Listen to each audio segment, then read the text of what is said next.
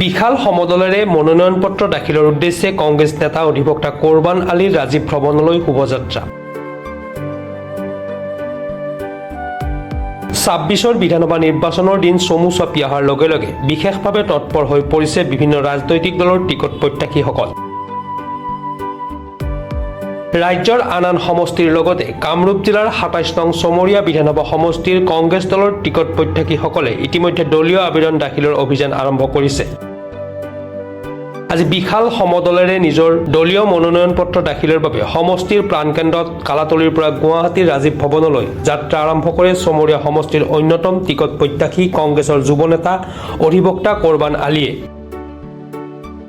ইফালে গুৱাহাটীলৈ যাত্ৰা আৰম্ভ কৰাৰ পূৰ্বে গৰৈমাৰীত বিশিষ্ট ইছলামিক চিন্তাবিদ মৌলানা মুফতি আবুল বাখাৰাৰ দ্বাৰা বিশ্ব শান্তি আৰু মনোকামনা পূৰণাৰ্থে দোৱা প্ৰাৰ্থনা কৰাৰ অন্তত সমষ্টিবাসী ৰাইজৰ আশীষ বিচাৰি যাত্ৰা কংগ্ৰেছৰ টিকট প্ৰত্যাশী নেতা কোৰবান আলীৰ। কংগ্ৰেছৰ বেনাৰ প্লেকাৰ্ডেৰে সুসজ্জিত প্ৰায় শতাধিক চাৰিচকীয়া বাহন আৰু শ শ সমৰ্থকক লগত লৈ প্ৰদেশ কংগ্ৰেছৰ কাৰ্যালয় গুৱাহাটী ৰাজীৱ ভৱনলৈ ৰাওনা হয় অধিবক্তা কোৰবান আলীয়ে। আজিৰ এই শুভ মুহূৰ্তত ইয়াত উপস্থিত থকা আলে মোলেমা জ্যেষ্ঠজন হৰিজন সদস্যই বিশেষকৈ ২৭ নং চমৰীয়া সমষ্টিৰ প্ৰত্যেকগৰাকী সন্মানীয় ব্যক্তিক মই সম্বোধন কৰিছোঁ। আজি ইয়াত আমি মিলিত হোৱাৰ উদ্দেশ্য আপোনালোকে নিশ্চয় জানে। ২০২৬ চনত অসমত হ'ব লগা বিধানসভাৰ মই এজন ভাৰতীয় জাতীয় কংগ্ৰেছ দলৰ প্ৰাৰ্থিত্ব প্ৰত্যাশী।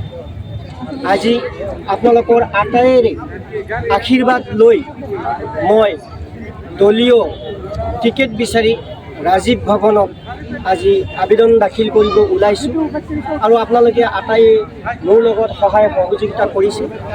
তাৰ কাৰণে আটাইকে মই ধন্যবাদ জ্ঞাপন কৰিছোঁ। আৰু এই শুভ মুহূৰ্তত মই বা মোৰ পৰিয়ালবৰ্গৰ কোনো সদস্যই আপোনালোক চবৰ আগতে যদি বিগত দিনত কোনো ভুল বা ত্ৰুটি কৰিছিল, কাৰোবাৰ মনত আঘাত দিছিলে, মই কৰজোৰে ক্ষমা মাগিছোঁ। দয়া কৰি আপোনালোকে ক্ষমা কৰিব আৰু আমাক সৎ উপদেশ সহযোগিতা কৰি আপোনালোকে সুপৰামৰ্শ দি আমি আমাৰ উদ্দেশ্যত যাতে সফল হ'ব পাৰোঁ তাৰ কাৰণে দোৱা কৰিব আৰু অহা দিনত যাতে মই ৰাইজৰ সেৱা কৰিব পাৰোঁ তাৰ কাৰণে আপোনালোকৰ আটাইৰে দোৱা কৰিছোঁ। আৰু ইয়াত উপস্থিত থকা সমূহ ৰাইজক মানসিক শান্তি, দীৰ্ঘায়ু আৰু সুস্বাস্থ্য কামনা কৰিছোঁ। চমৰীয়াৰ পৰা চাইফুল ইছলামৰ ৰিপৰ্ট, প্ৰাতঃ টাইম ডিজিটেল। অসমৰ সংবাদ জগতখনৰ বাবে এক সুখৰ খবৰ। আপোচবিহীন ৰাইজৰ কণ্ঠ সাপ্তাহিক কবচ পুনৰ এবাৰ অসমৰ ৰাইজৰ মাজলৈ।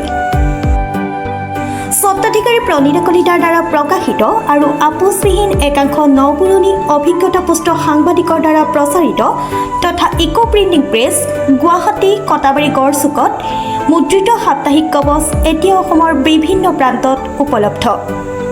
আমাৰ ঠিকনা মুখ্য কাৰ্যালয় অসম ফৰেষ্ট স্কুল, হৰিমন্দিৰ পথ, গুৱাহাটী আৰু উপ কাৰ্যালয় কলিতা মাৰ্কেট, বিজয়নগৰ, কামৰূপ, অসম।